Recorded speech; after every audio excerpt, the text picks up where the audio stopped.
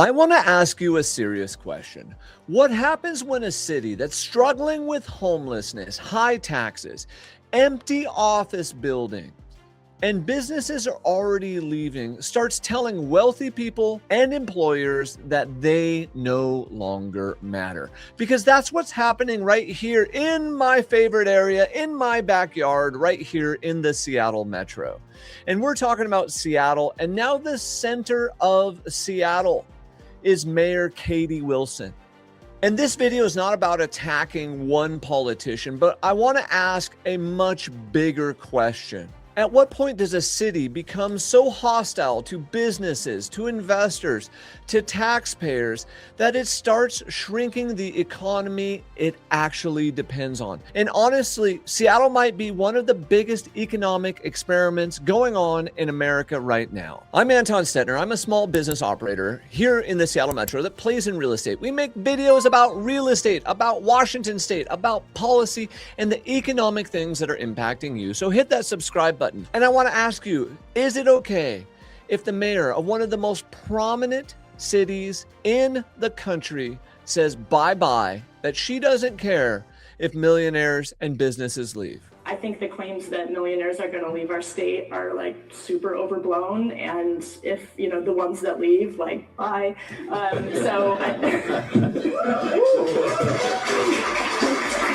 Did you see what I just saw? Do you see how proud of herself that she is?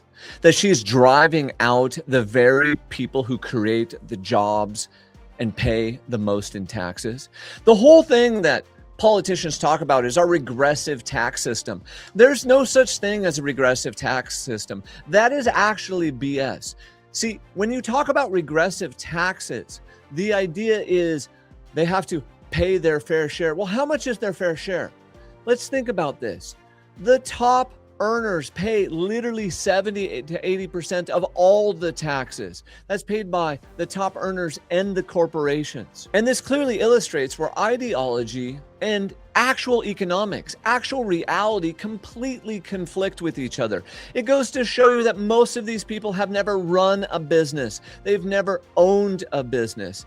And when you look at this attitude that she's exhibiting, you understand why this clip went viral for a reason. Because it confirms what I feared, what so many people fear, is that the leadership here in Seattle is becoming openly anti-business. And when you combine this with the rising taxes that we have in Seattle and across Washington state, the struggling commercial real estate downturn, with Seattle having the highest vacancy rate in the nation right now, and a major budget crisis because the budget is relying on only one sector to collect the majority of the tax revenue, people start to ask, where is this headed? Where is Washington going? Let me know your thoughts in the comments below. And we have people who want to brush this off as an isolated incident. But this is what the receipts show. They're showing something different. That this is not one isolated comment. This is an obvious pattern that is showing up in the rhetoric in our state, and especially in the new proclaimed socialist mayor, Katie Wilson. Also, she joined the protests against Starbucks and publicly encouraged people to boycott one of the largest employers, a company that was founded here. Gone toe-to-toe with Starbucks in the past. That is why I am proud to join the Millionaire picket line and proud to say loud and clear, I am not buying Starbucks and you should not either. And you should not either. Think about that. Are you serious? This company was founded here. And then the millionaire tax passes and Howard Schultz exits stage left. And the company Starbucks starts talking with Nashville. And after the millionaire tax and all this stuff starts to come through, all of a sudden their corporate headquarters is moving to Nashville. And all of a sudden, all of these layoffs start to show up by Starbucks. Howard Schultz then wrote this in the Wall Street Journal: Seattle turns hostile to the great businesses it made. Starbucks is moving from Washington state to Tennessee, and it isn't alone in looking elsewhere. This should scare everyone who's seeing this. When they see our politicians chasing out businesses and jobs and companies that were founded here, you also have to think about this. What is the perception this is creating? What is this doing to the brand name of Washington? Because it's not just the chasing out these businesses, it's now future developers don't want to come here. Future real estate investors don't want to come here. Future business founders don't want to come here. Future tech founders don't want to come here.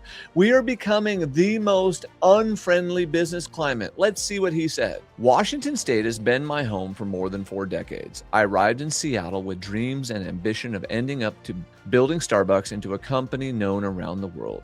Many Pacific Northwesterners joined me in shaping the culture, benefits, and the brand of Starbucks, contributing not only to business, but to the civic and entrepreneurial life in the area.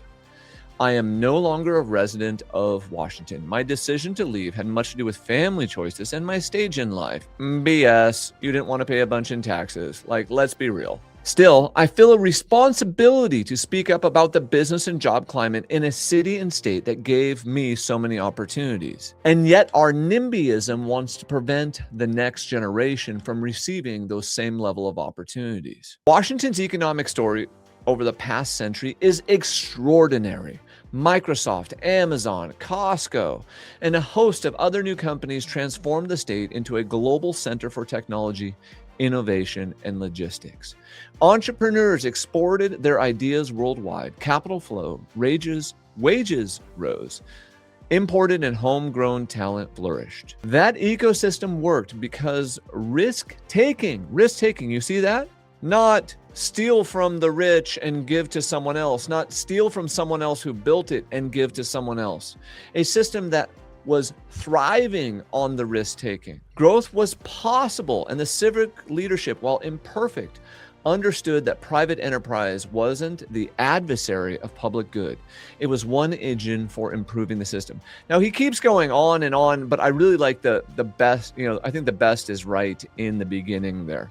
In the end, he says, leaving doesn't mean abandoning. My family foundation remains invested in Washington. I'm sorry, Howard, but the reality is when you look at history, capital moves to where the person lives. It's because their new network grows there. So I get it. The foundation is still here, but I'll bet over the next decade, the majority is now spent in his philanthropic endeavors in the area in which he lives. And I think this is the really big part. Across the country, other states are competing for capital and talent by simplifying regulation, reforming tax systems, and investing in workforce development. One important initiative comes from bipartisan National Governors Association helping states craft pro-entrepreneurship policies. Washington needs to embrace pro-small business, pro-growth, pro-innovation, pro-tech. What the mistake our politicians are making here is they are believing that our success from the past will be a guarantee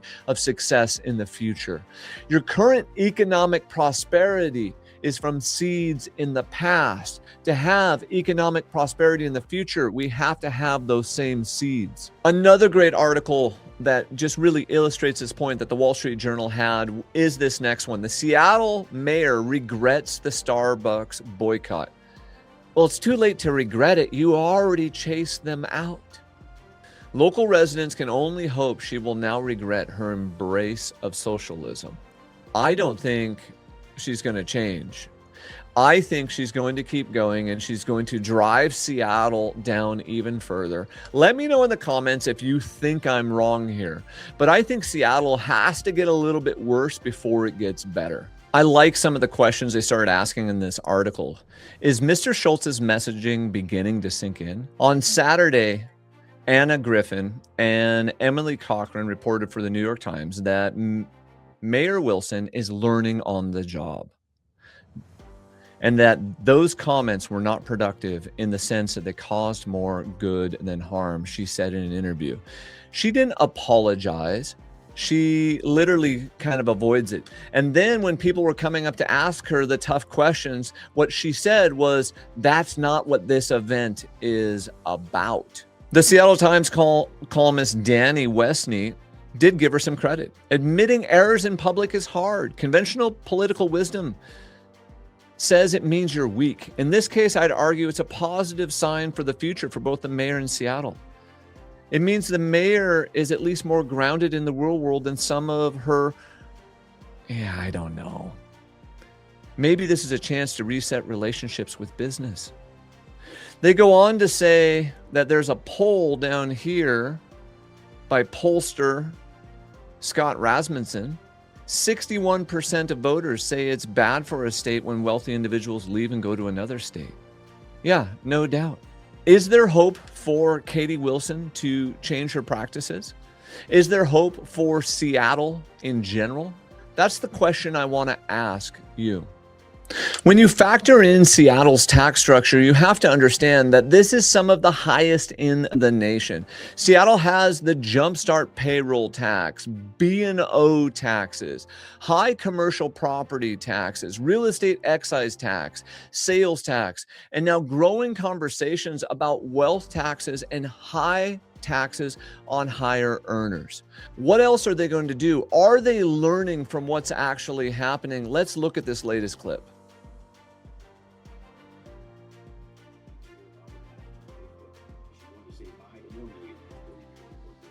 As that tax-based revenue leaves the state, I think people have concerns about this, as popular as it is on the ballot for people to say tax the rich. I think there's some businesses that are saying, wait a minute, and maybe they're speaking with their pocketbooks, moving out of here, things of that nature.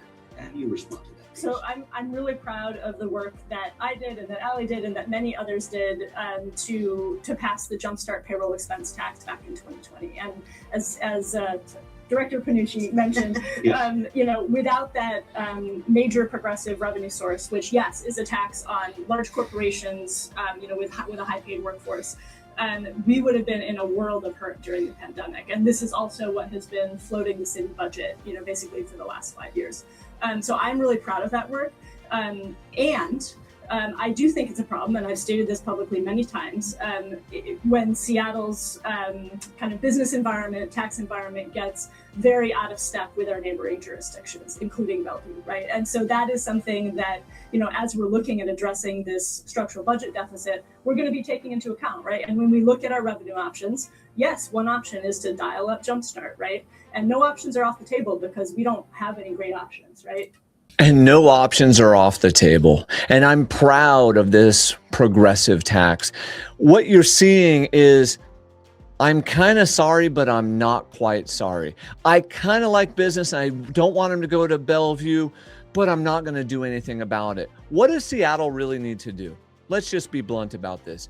Seattle needs to lay off on the taxes. They need to be tough on crime. They need to make it so that families and people that want to go shopping all feel safe and comfortable and want to do business and be there. We can't have more taxes layered on top of more taxes. What does Seattle need to do? Seattle needs to cut some of its budget. It needs to look at where it's overspending. It needs to go back to the Seattle it was back in the day, where it's inviting to business, where it's open to opportunities. I believe she's not sorry for the comments she made. I believe that she doesn't care about chasing businesses out or chasing millionaires out. I believe she's just going to keep raising taxes because the ideology is ahead of actual economic reality. Let me know your thoughts on this. This is just where we're at. We're going to keep looking at this, keep looking at Seattle, keep looking at Washington State. I'm Anton Stettner. Hit that subscribe button, drop your questions and comments below, and we'll see you in the next one.